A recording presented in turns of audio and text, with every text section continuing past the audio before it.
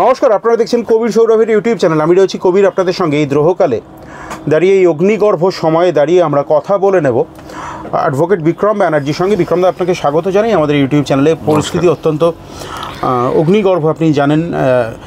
এক্ষুনি আমরা যখন কথা বলছি, চাকরিচ্যুত শিক্ষকদের মিছিল বেরিয়েছে এবং ফিরহাদ হাকিম মাননীয় মন্ত্রী এবং মহানাগরিক শহরের, তিনি বলেছেন যে আমরণ অনশন ইত্যাদি করে লাভ নেই, ওগুলো করে ছবি তোলা যায়।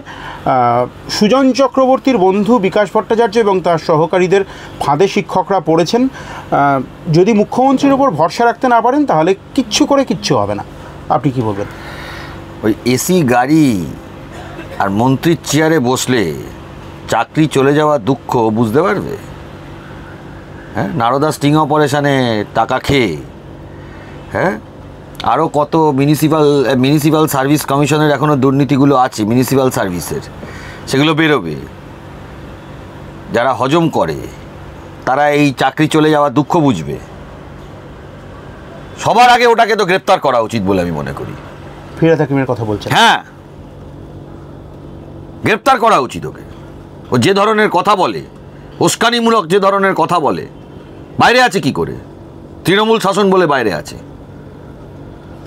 আপনাদের দিকে তো অভিযোগের আঙুল। বিকাশবাবুকে তো সরাসরি আইসোলেট করার কথা বলেছেন মুখ্যমন্ত্রী নিজে, এবং তার যারা অনুগামী মন্ত্রী পরিষদ তারা প্রত্যেকেই আপনাদের দিকে, আমি দেখছিলাম একাধিক টিভি চ্যানেলে তৃণমূলের প্রতিনিধিরা বলছেন বিকাশবাবুর কাছে গিয়ে বিকাশবাবুকে ধরুন আপনাদের কথা বলেছেন। ওই MA BA LLB MCom BCom PhD বলে যে ডিগ্রি যারা ধরে রাখে তারা বাজারে এই ধরনের ন্যারেটিভ করে। আমি জনগণের উদ্দেশ্যে বলবো, কলকাতা হাইকোর্টের অর্ডার, এটা ওয়েবসাইটে অ্যাভেলেবল।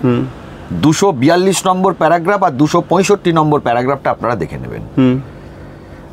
স্কুল সার্ভিস কমিশনের তরফ থেকে বলা হচ্ছে যে ফিউচারে আরও ইলিগ্যালিটি আসতে পারে, আর রাজ্য সরকারের তরফ থেকে বলা হচ্ছে যে number of illegalities cannot be determined in its এক্স্যাক্টিটিউড।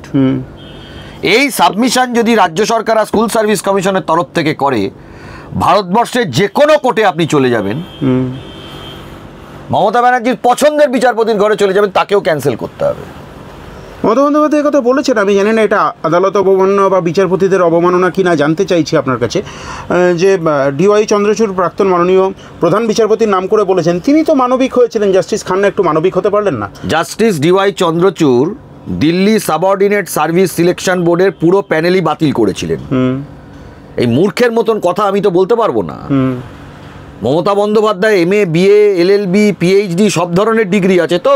Delhi subordinate service সিলেকশনে, যেখানে টেন্টেড আনটেন্টেড আলাদা করা যাচ্ছে না, সিস্টেম্যাটিক ফ্রড যদি হয়ে থাকে, জাস্টিস DY চন্দ্রচূড়েরই অবজারভেশন, আমি তো আপনাকে বলছি 2021 সালে জাজমেন্ট দিয়েছিলেন, পুরো প্যানেল বাতিল করে দিয়েছিলেন। এখানে সিস্টেম্যাটিক ফ্রড হয়েছে, সিস্টেম্যাটিক ফ্রড। নাইসার ওএমআর তৈরি করা থেকে শুরু করে ডেটা স্ক্যান টেককে দেওয়া থেকে শুরু করে প্রত্যেকটা ধাপে ধাপে ধাপে ধাপে ফ্রড হয়েছে।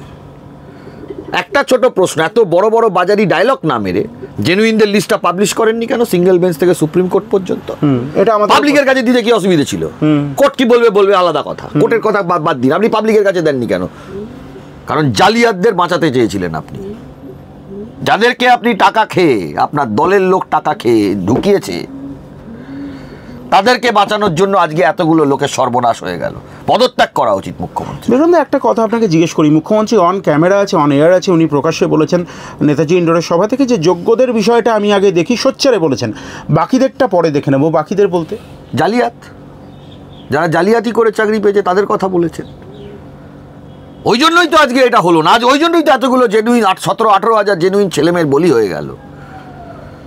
ওনার তো কিছু গেল এলো না। লিপস অ্যান্ড বাউন্স থেকে তো ভালোই পরিবারের লোক রোজগার করে নিয়েছে। BMW মার্সিডিজে সব পরিবারের লোকজন ঘুরে বেড়ায়। ওনার তো কিছু যে গেল এলো না। ওনার মন্ত্রীরা আর কি বলবে?